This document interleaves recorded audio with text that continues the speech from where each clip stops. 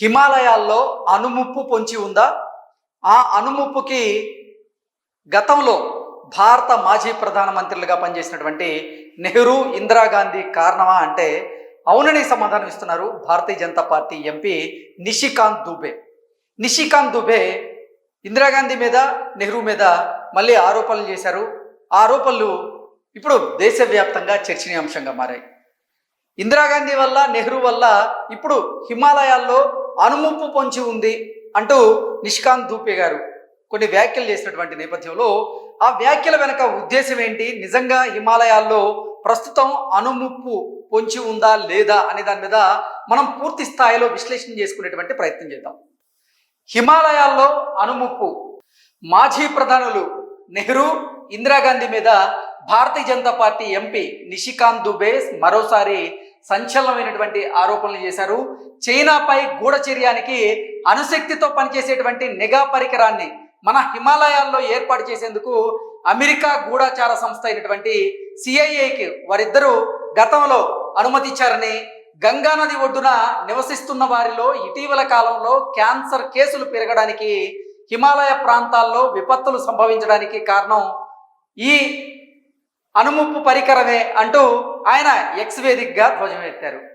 So China మీద గూఢచర్యం చేసేందుకు ప్రముఖ అమెరికాకు చెందినటువంటి గూఢచార సంస్థ అయినటువంటి సిఐఏకు గతంలో హిమాలయాల్లో ఒక పరికరాన్ని ఏర్పాటు చేసేందుకు ఇటు నెహ్రూ, ఇందిరాగాంధీ వీరిద్దరూ అనుమతి ఇచ్చారని, వారు అప్పుడు ఆ ప్రత్యేకమైనటువంటి పరికరానికి అనుమతి ఇవ్వడం వల్లే ఇప్పుడు గంగానది పరివాహక ప్రాంతాల్లో, గంగానది ఒడ్డున ఎవరైతే నివసిస్తున్నవారో వారిలో ఇటీవల కాలంలో క్యాన్సర్ కేసులు పెరుగుతున్నాయని, అలాగే హిమాలయ ప్రాంతాల్లో విపత్తులు సంభవించడానికి కూడా కారణం వారిద్దరే అంటూ ఎక్స్ వేదికగా నిషికాంత్ దుబే అయితే ఆయన ధ్వజమెత్తడం జరిగింది. ఆయన ఈ అంశంపై ఆరోపణలు చేయడం ఇది మొదటిసారి కాదు. ఈ ఏడాది జూలై 14న కాంగ్రెస్ పార్టీపై ఇదే విషయమై ఆయన తీవ్ర స్థాయిలో నిప్పులు జరిగారు. భారత తొలి ప్రధాని అయినటువంటి నెహ్రూ 1964లో, ఆ తర్వాత 1967లో, 1969 సంవత్సరాల్లో ఇందిరా సిఐఏతో కుమ్మక్కై చైనాపై గూఢచర్యానికి గాను హిమాలయాల్లోని నందాదేవి శిఖరంపై అణుపరికరాలను ఏర్పాటు చేయడానికి వారు అమెరికాకి సహకరించారని, ఆ తరువాత అమెరికన్లు ఆ పరికరాలను అక్కడే వదిలి వెళ్ళిపోయారంటూ ఆయన తన పోస్టులో పేర్కొన్నారు.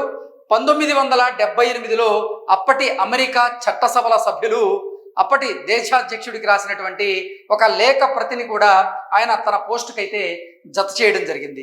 అప్పట్లో హిమాలయాల్లో అమర్చినటువంటి ప్లూటోనియంతో పనిచేసేటువంటి నిఘా పరికరం ఎక్కడుందో కనిపించకుండా పోయిందని, దాని నుంచి అణుధార్మిక లీకేజీ జరిగేటువంటి ప్రమాదం ఉందని వారు ఆ లేఖలో ఆందోళన వ్యక్తం చేసినట్లుగా ఆయన తెలియజేస్తున్నారు. డిసెంబర్ 13వ తేదీన న్యూయార్క్ టైమ్స్ కూడా దీని మీద ఒక కథనాన్ని కూడా ప్రచురించింది. ఇక నేపథ్యం కనుక చూసుకున్నట్లయితే 6 దశాబ్దాల క్రితం ప్రచ్ఛన్న యుద్ధం పతాక స్థాయిలో జరుగుతున్నటువంటి సమయంలో చైనా ఒక అణుబాంబు పరీక్షను అయితే నిర్వహించింది. దీంతో అప్రమత్తమైనటువంటి అమెరికా గూఢచార సంస్థ అయినటువంటి సిఐఏ చైనా క్షిపణి పరీక్షలపై నిఘా కోసం హిమాలయ పర్వత శిఖరాల్లో ఒకటైనటువంటి నందాదేవిపై ప్లూటోనియంతో పనిచేసేటువంటి పరికరాన్ని అమర్చాలని నిర్ణయించింది. ఈ మేరకు అమెరికా, భారత్కు చెందినటువంటి పర్వతారోహకులు ఒక పెద్ద యాంటీనాను, కేబుల్స్ను, స్నాప్ 19Cగా పిలిచేటువంటి 13 కిలోల జనరేటర్ను నందాదేవి శిఖరం మీదకి వారు మోసుకెళ్ళినట్లుగా తెలుస్తోంది.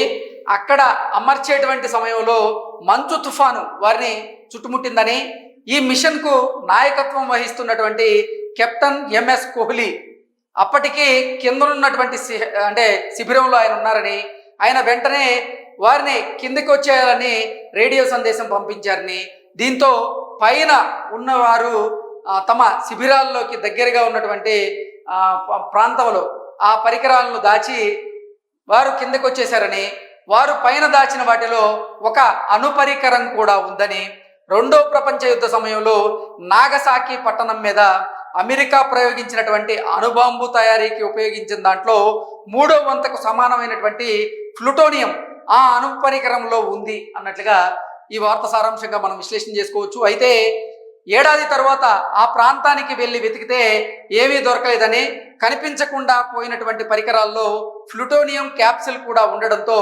రేడియేషన్ డిటెక్టర్లతో అలాగే ఇన్ఫ్రారెడ్ సెన్సార్లతో వాటిని గుర్తించేందుకు ప్రయత్నించారు, కానీ ఉపయోగం లేకుండా పోయిందని ఈ వార్త సారాంశంగా మనం విశ్లేషణ చేసుకోవచ్చు.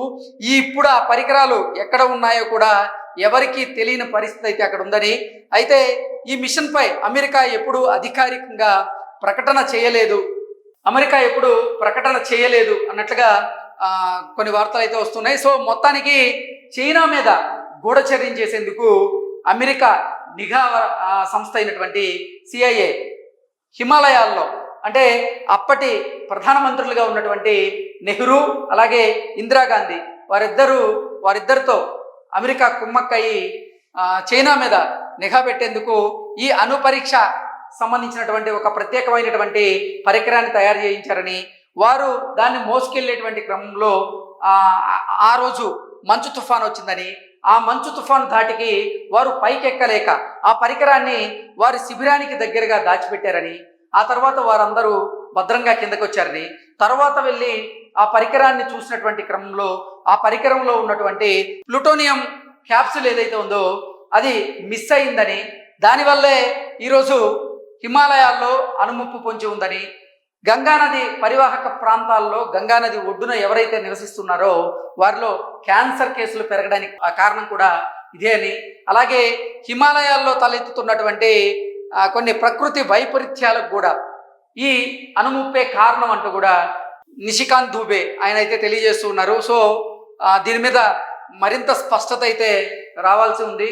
నిజంగా హిమాలయాల్లో ఇప్పటికీ అణుముప్పు ఉందా, ఆ ప్లూటోనియం క్యాప్సిల్ వల్లే ఇప్పుడు హిమాలయ ప్రాంతాల్లో అక్కడ ప్రకృతి వైపరీత్యాలు చోటు చేసుకుంటున్నాయా, అలాగే గంగా నది పరివాహక ప్రాంతాల్లో నివసిస్తున్న వారిలో ఈ మధ్య కాలంలో క్యాన్సర్ కేసులు పెరగడానికి కారణం కూడా ఈ ప్లూటోనియం క్యాప్సిలేనా, అసలు ఏం జరుగుతుందనేది దీని మీద ఒక స్పష్టత అయితే లేదు. కానీ భారతీయ జనతా పార్టీ ఎంపీ నిషికాంత్ దూబే గారు చెప్తున్న దాని ప్రకారంగా చూసుకున్నట్లయితే హిమాలయాల్లో ఖచ్చితంగా ముప్పు పొంచి ఉంది. దానికి కారణం గతంలో ప్రధానులుగా పనిచేసినటువంటి నెహ్రూ, ఇందిరాగాంధీ అంటూ ఆయన అయితే సంచలనమైనటువంటి ఆరోపణలు చేస్తూ ఉన్నారు.